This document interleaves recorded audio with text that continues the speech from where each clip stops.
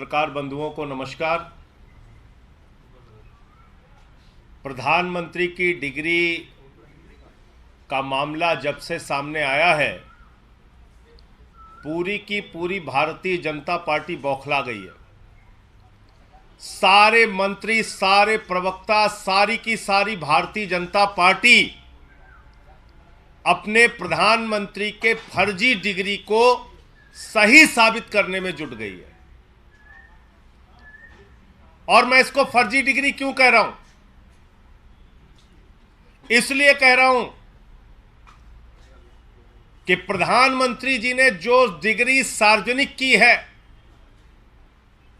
प्रधानमंत्री जी की जो डिग्री गृह मंत्री अमित शाह जी के द्वारा प्रेस कॉन्फ्रेंस में दिखाई गई है, वो डिग्री अपने आप में कई सवाल खड़े करती है। अभी सिलसिलेवार करके मैं आपके सामने बताऊंगा।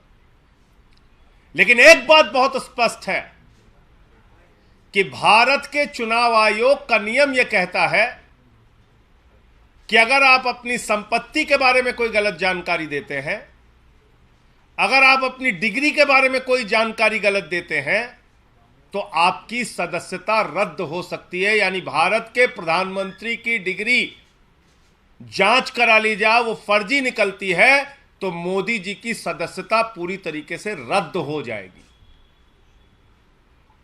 वो न सांसद बचेंगे, न चुनाव लड़ने के योग्य बचेंगे, क्योंकि एक बहुत बड़ा फर्जीवाड़ा है भारत के प्रधानमंत्री की ओर से।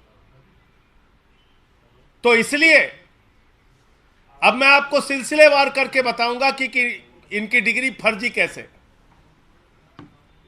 नंबर एक, ये वो डिग्री है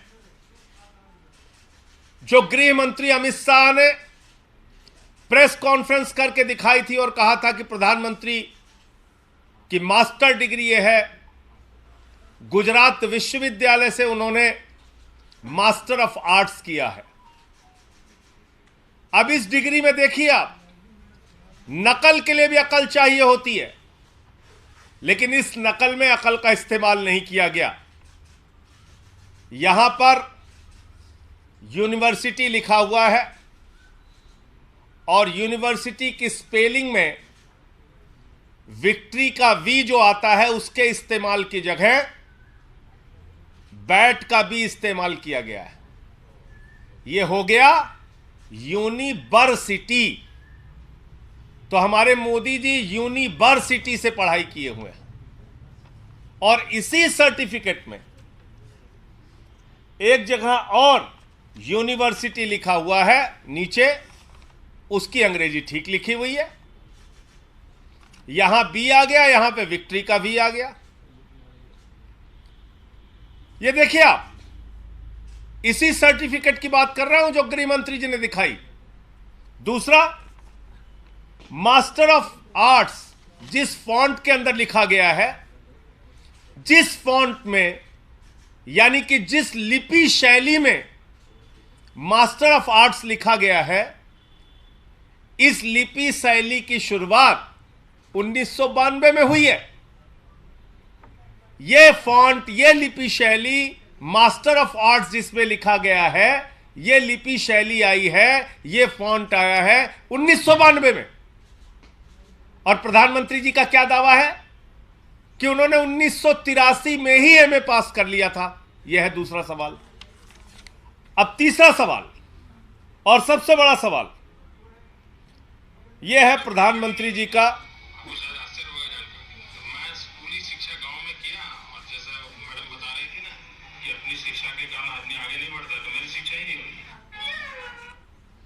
तो ये प्रधानमंत्री जी का वक्तव्य है, मेरा नहीं, माफ कीजिएगा। यह किसका वक्तव्य है? भारत के प्रधानमंत्री आदरणीय नरेंद्र मोदी जी का वक्तव्य है, मुख्यमंत्री गुजरात बनने के बाद।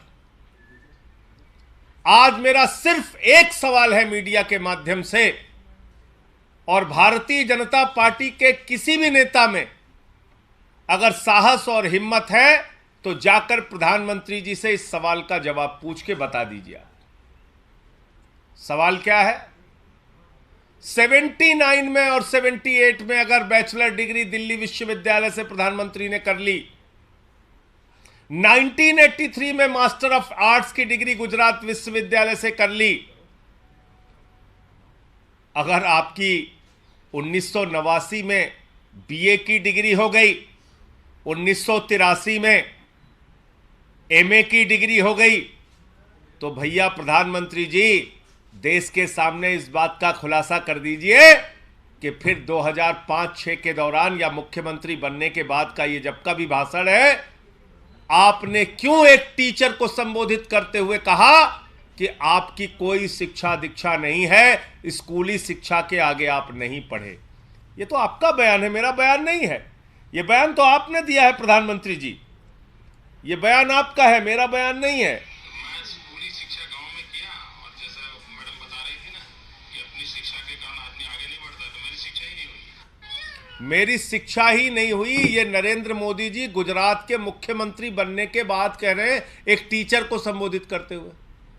तो भैया जब आपने 79 में बीए कर लिया, 83 में एमए कर लिया, फिर 2005-06 में आप क्यों झूठ बोल रहे हैं?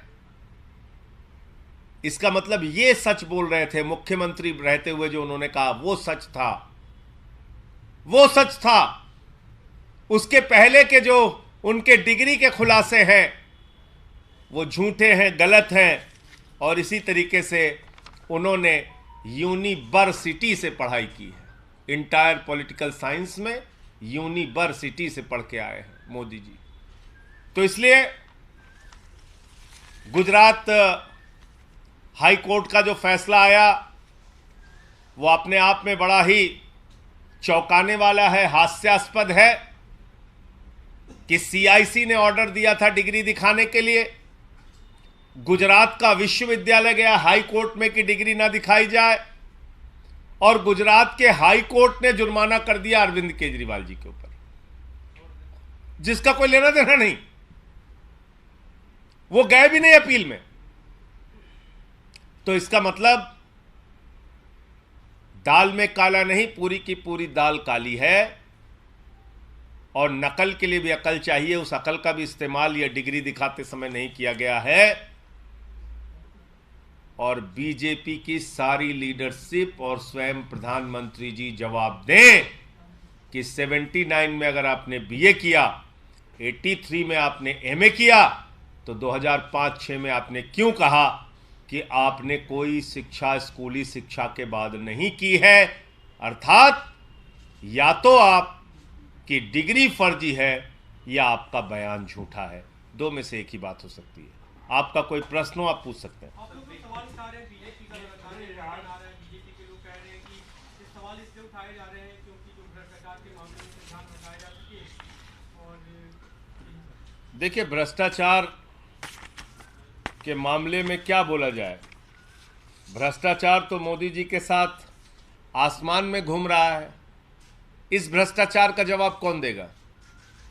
ये भ्रष्टाचार जो आसमान में घूम रहा है अडानी वाला, जिसमें आराम से लेटे हुए हैं मोदी जी, कह रहे हैं लूट ले बेटा लूट ले, सारा हिंदुस्तान लूट ले। देखिए आप, ये तस्वीर भूल गए आप? ये अडानी की तस्वीर है। अपनी राजनीतिक सत्ता को बचाने के लिए नरेंद्र मोदी जी ने अडानी के माध्यम से अपनी आर्थिक सत्ता खड़ी की और एक ही व्यक्ति को कोयला दे दिया, गैस दे दिया, बिजली दे दिया, पानी दे दिया, सड़क दे दिया, स्टील दे दिया, सीमेंट दे दिया, सीपोर्ट दे दिया, एयरपोर्ट दे दिया, आकाश से पाताल तक सब कुछ दे दिया, 2.5 लाख करोड़ का कर्जा दे दिया, 86,000 करोड़ का कर्जा माफ कर दिया। और उस अडानी ने क्या किया? 38 फर्जी कंपनियां दुनिया के तमाम देशों में अपने भाई के साथ मिलकर खोली। अकेले एक पते पे 6 कंपनी खोलकर मॉरिशस से 42,000 करोड़ रुपए अडानी की कंपनी में लगाया गया। ऐसे लाखों करोड़ रुपए का घोटाला और भ्रष्टाचार और काला धन अडानी की कंपनी में लगा है, जिसके हवाई जहाज में बैठकर भारत के प्रधानमंत्री घूमते हैं। आज तक इस घोटाले पर जेपीसी क्यों नहीं बनी? सारी की सारी पार्लियामेंट की पार्टियां एक स्वर में मांग कर रही हैं, जेपीसी बनाओ, जांच तो कराओ। जांच नहीं कराते। क्योंकि घोटाले में भारत के प्रधानमंत्री और भारत की सरकार सर से पांव तक डूबी हुई है। यह है सच्चाई। और कोई प्रश्न हो आप लोगों का? धन्यवाद। गुजरात हाई कोर्ट के सामने आया जो 2002 के दंगे के जो मामले में जो रेप और मर्डर के आरोपी थे उन 26 लोगों को रिहा कर दिया गया है। आप अभी इस प्रेस कॉन्फ्रेंस में जानकारी दे रहे हैं, मुझे इस पूरे घटना की जानकारी नहीं है, लेकिन मेरा अपना ये मानना है, नफरत की राजनीति, दंगे फसाद की राजनीति, गुंडागर्दी की राजनीति, समाज को तोड़ने की राजनीति इस देश को विखंडित करेगी और ऐसा करने वाले के खिलाफ सख्त से सख्त सजा होनी चाहिए। पश्चिम बंगाल और बिहार में कुछ जगह हिंसा हुई है। उस हिंसा की कुछ तस्वीरें हम लोगों ने देखी। पहली बात तो भगवान श्री राम की मर्यादा के विपरीत, उनका जो जीवन चरित्र था उसके विपरीत जाकर अगर हम रामनवमी के जुलूस में राष्ट्रपिता महात्मा गांधी के हत्यारे गोडसे की फोटो लेके घूमेंगे तो फिर ये बहुत बड़ा सवाल है हमारी व्यवस्था के ऊपर कि आखिर राष्ट्रपिता महात्मा गांधी के हत्यारे की तस्वीर का, गोडसे की तस्वीर का रामनवमी के जुलूस से क्या लेना देना है? क्या प्रभु श्री राम ने यही हमें सिखाया है? यही उनकी मर्यादा, यही उनका आदर्श है? रामचरितमानस से हमें यही शिक्षा मिलती है जो रामचरितमानस कहता है सब नर करहि परस्पर प्रीति, यानी कि सारे लोग आपस में प्रेम भाव से रहें। तो हम किस ओर बढ़ रहे हैं? क्या संदेश देना चाहते हैं? हिंसा करने वाले हिंदू धर्म के हों या मुसलमान धर्म के, किसी भी धर्म के व्यक्ति हों, किसी भी राज्य की हिंसा हो, उसके खिलाफ सख्त से सख्त कार्रवाई होनी चाहिए। और अभी तो सुप्रीम कोर्ट तक ने कह दिया, नफरत फैलाने वालों के खिलाफ जो लोग कार्रवाई नहीं करते, नफरत की भाषा बोलने वालों के खिलाफ जो कार्रवाई नहीं करती, वो सरकारें नपुंसक सरकार है। ये तो सुप्रीम कोर्ट की टिप्पणी आ गई है। अब तो मोदी जी को और बीजेपी वालों को शर्म करनी चाहिए। नफरत की बुनियाद पे देश आगे नहीं बढ़ेगा, मोहब्बत की बुनियाद पे आगे बढ़ेगा।